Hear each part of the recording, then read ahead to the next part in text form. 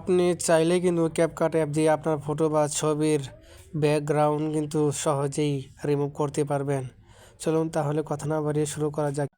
এই জন্য আপনাকে প্রথমে আপনার মোবাইলে থাকা ক্যাপকাট অ্যাপটি ওপেন করতে হবে। আমি ক্যাপকাট অ্যাপটি ওপেন করলাম। এখানে আসার পর উপরে কর্নারে দেখতে পারবেন এক্সপ্যান্ড নামে একটা অপশন আছে, এখানে ক্লিক করবেন। ক্লিক করার পর অনেকগুলো অপশন চলে আসবে। এর মধ্যে নিচে দেখতে পারবেন রিমুভ ব্যাকগ্রাউন্ড নামে একটা অপশন আছে, এখানে ক্লিক করবেন।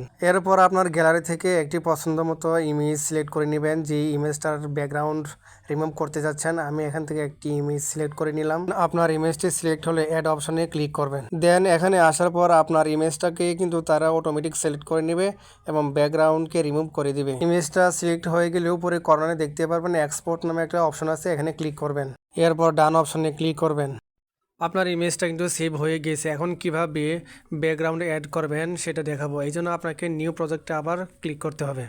এখানে আসার পর আপনার গ্যালারি থেকে একটা ব্যাকগ্রাউন্ড চুজ করে নেবেন। ব্যাকগ্রাউন্ডটি সিলেক্ট হলে আবার অ্যাড অপশনে ক্লিক করবেন।